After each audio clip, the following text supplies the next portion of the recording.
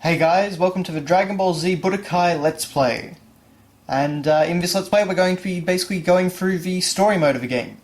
Now Dragon Ball Z Budokai, as you can see, was made by a little company called Dimps. And I've kind of got an interesting relationship with this company. I love their Dragon Ball games, basically Dragon Ball Z Budokai 1, 2, 3 and Infinite World, and Burst Limit actually. But I really am not a big fan of their Sonic games, so it's kind of funny. I always want them to leave Sonic, and I always want them to come back to Dragon Ball, but anyway. So this was basically the Dragon Ball game that kicked off the Dragon Ball video game resurgence. Basically after Dragon Ball Final Bout, Dragon Ball games kind of took a break for a while. There just really weren't very many of them at all. But after the series became incredibly popular in the West, particularly North America, they decided to start making Dragon Ball games again, and they started with an early PS2 game. And that was this one right here. And this ended up basically kicking off a long series of Dragon Ball games, which is still in some ways going on today. We had a bit of a break last year, but it looks like this year with Battle of Z, we're going to come back to the fold. But anyway, so with this intro sequence right here, every single region of the game got a completely different one. The Japanese and North American versions of the game have basically a remake of the normal Dragon Ball opening, Head Chala Chala, although the American one is Rock the Dragon instead, which was the dub opening. The European one for some reason got this weird montage intro from the story mode. I honestly kind of like it, but it's just really odd. The American and Japanese ones are pretty cool though, because they do recreate the original title, but anyway. So, getting started with the game. Before we actually get into the story mode, I decided to take the opportunity to just quickly show off the menu. And the reason I want to do this is we get a lot of really nice artwork. The presentation in this game on the menu and interface side of things is really nice. They really try and make you feel like you're playing a Dragon Ball game.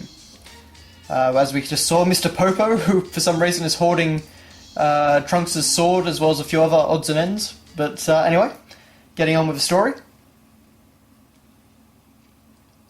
And of course, this being a Dragon Ball Z game, we will start with the Saiyan Saga.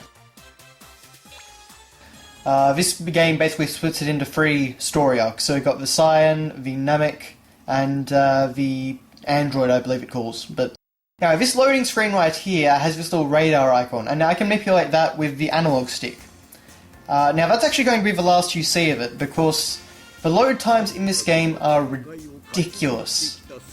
I have literally cut out 35-second load times, which is it absolutely blows my mind that that's the case. But so I've basically gone through and cut out every single load screen, so this should be a much smoother experience than actually playing the game.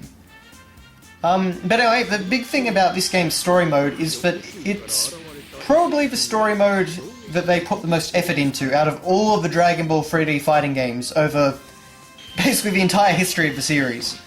They actually created all these unique maps and models and everything just for cutscenes. And some of them are only there for about 5 seconds or something like that, but they still went to the effort of actually creating it. So, a lot of effort went into this. Now, I should mention that, basically, each Western version of the game got something different in terms of voice cast and subtitles. So, in the American release, it's actually all the Funimation dub voice actors, and they get their own subtitles for their own unique script. However, in Europe and Australia as well, which is where I am, we actually got a version of the game which has the Japanese original voice actors, which is great, but it has a really weird script. I think it's just a really bad translation, but they get a lot of stuff very, very wrong, and we're going to see some really funny lines as time goes on. But yeah, so it's a bit of a butchered script, but yeah. This was actually my very first introduction to the Japanese voice cast, because at the time I'd only really heard them in brief clips that I downloaded from places like Dragon Ball Arena on the internet back then. But Yeah, so this was kind of interesting, particularly with the butchered script. I always thought it was a bit weird, but anyway, the voice actor's performance is pretty good, even if the script just doesn't. It just does some interesting things, but we'll get to that as we get to that. So now, of course, we're getting into our very first battle. And battles in this game are actually a bit different to those of the sequels, because they're a little bit less streamlined. But basically, square is punch, circle uses an energy attack, key blast, triangle kicks, and X actually blocks attacks. You can also double tap a direction to dash, and you can also hold X and push down or up to move around your opponent. You can also power up by holding X and pushing back on the D-pad twice. But this game, while the basic controls are pretty good, you always have to pull off some kind of, what would you say, some kind of combo, some kind of chain to actually use a technique like a Kamehameha. We might actually talk about this more in the next battle, but basically the sequels streamlined it a lot, but anyway, we'll talk about that later. So right now, we've got, Goku's got Raditz' tail, but I think we all know how this is going to go down, sadly. Yeah, so little things like that. Zip it. I don't think that's a accurate translation, but that's very much the tip of the iceberg. The character models in this game are pretty animated for the most part, but they, something is always a little bit off about them. I think they tried to go for a more realistic style, but anyway, after every single battle, you get a skill capsule, and you can actually use these in the multiplayer mode to give your characters all these different abilities and powers. Now, that's the only one I'm going to be showing. I'm going to cut all the other ones out, just like the load screens, because you get one all the time, and it's, really not very exciting. But, yeah, so anyway, just back to the cutscene at hand. You saw, for one thing, they actually had all the numbers appear on the Scouter, which is a very nice touch, which very few later Dragon Ball games would ever do. And you can see that we actually have a, 4-year-old Gohan character model, which is quite animated. He was actually crying, and he had tears and everything like that. I mean, by normal game standards, this all sounds like pretty stock standard stuff, but for Dragon Ball game standards, this is really, really impressive. Just how much effort they went in actually trying to recreate scenes from the manga and anime. But, anyway, so now we've got to try and get shot by the Makunko Suppo, and, or as this of course calls it, the Special Beam Cannon, as Funimation's old name was. I believe the actual translation's more like Demon's Piercing Wave or something like that, which makes more sense for what it actually does, but anyway, we've got a great mini-game here, which is really confusing at first. So basically, you've got to spin the analog stick really quickly in whatever direction it wants you to, so that you line up with that red bar there. However, it's a lot harder than you might think. It really moves awkwardly, and yeah, if you take too long, Raditz just knocks you off. But, second time's the charm, so, with a bit more control, you kind of can keep him in there. It's still a bit annoying, though. This is, off the top of my... I believe this is the only time a mini-game like this happens in the game. Well, there's one more shortly after this, but, it's basically the same sort of thing. It's just rotating the analog stick. But, yeah, it's a little bit odd, but I guess they were trying to, make you actually play the sequence. So it goes alright. Anyway.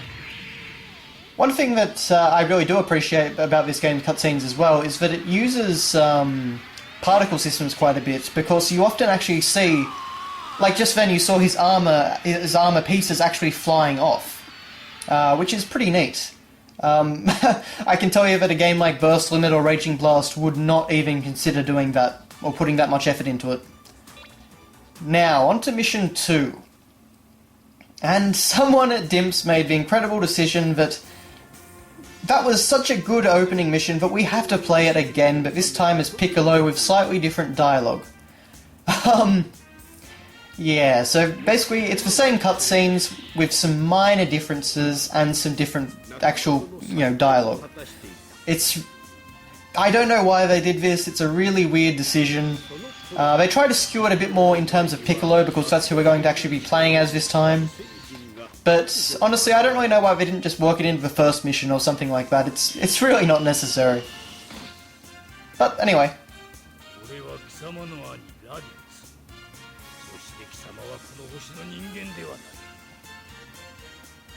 Unfortunately, in this version, Krillin doesn't get bitch slapped through a Kame house.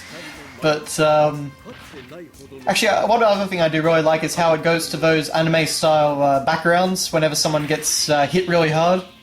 It's just a nice touch. Again, I don't think most of the later games would have gone to that much effort. Actually, I can tell you for a fact that they didn't. One thing I actually do really like as well, sorry to keep harping on about this, but I really do like these cutscenes. But every time you start one of these missions, you actually get a opening title card in the style of the actual Dragon Ball openings. So yeah, that's a really nice touch. And we're going to see a little bit more of that sort of thing later on. But anyway, once again we are confronting Raditz. Unfortunately, this part is not going to get any further than Raditz, but anyway, just how they structured the game, I guess. But we are actually coming up on one of my favourite lines in this game.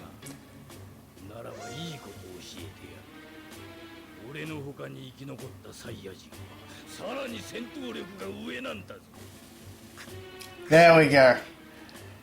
I cannot imagine Piccolo or his voice actor Toshio Furukawa actually saying, "You meanies!" I mean, for one, he's using the plural anyway. And there you go again, actually, knock out the Saiyans with Piccolo's power. Saiyans. There's only one. Yeah, Meanie. We're going to see Meanie a few times throughout this translation. I don't know why. I basically, with this translation, what I think happened was that Funimation gave the translators a list of the dub names for attacks and characters. Because, like, Frieza has the weird Funimation spelling and stuff like that. And basically, I think after that, they just kind of... They went with whatever they wanted to. They just kind of played around with the translation. I don't think they knew anything about the series, because they get some terminology really wrong. But anyway, Raditz actually just kicked me through a hillside right there. So showing off that basically once you get to the edge of a stage, you can be knocked through the barrier, and it actually causes the stage around you to change a bit. So that's something very cool about the Budokai games. Anyway, as I was saying in the last battle, the special attacks in this game, you've got to do a combo to actually unleash them. So if I want to actually use a normal beam attack, like Kamehameha or something like that, obviously not with Piccolo, I have to actually go punch, punch, punch, circle. Rather than just, in the sequel, that would just be hold right on the D-pad and press circle. So the sequel's simplified it a lot, and you don't have to be doing all these really awkward-looking maneuvers to just do a beam attack, which of course is a long-range technique anyway.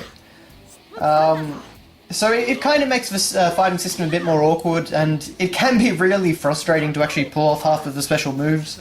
Not because the button combinations are actually difficult, but because the computer loves to interrupt you, and they can also really easily block your special attacks. So, But, this was the first game, as I say, in a long line of them. I mean, Budokai 2 greatly improved on this title in pretty much every conceivable way, except for the story mode.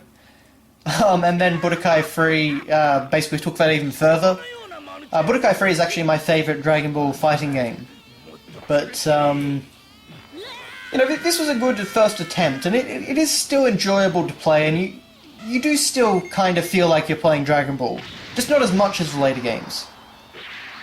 You can't teleport around and knock people around, and you can't get into beam struggles and stuff like that. It's just a little bit more limited.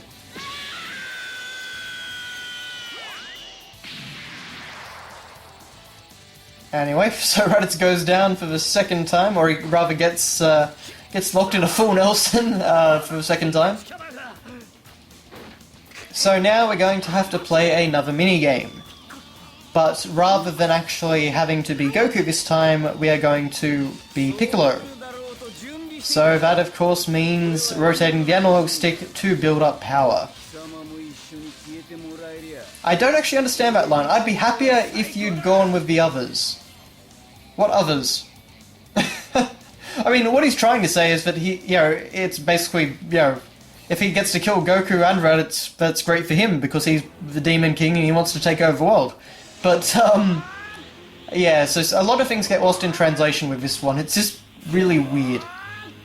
Now, at first here, I was basically just trying to do it with my thumb.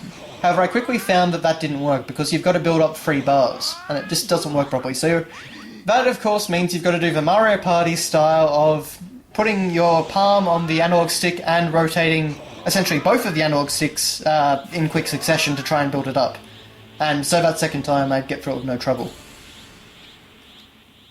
Fun fact, actually, the ready, go, clear, all those sort of things that appear at the beginning and end of a battle or minigame, those actually have the same visual style as the original Dragon Ball manga titles.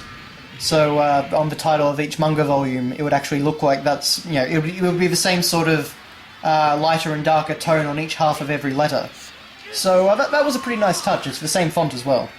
But anyway, that is the end of part 1. Thanks for watching, and yeah, see you in part 2.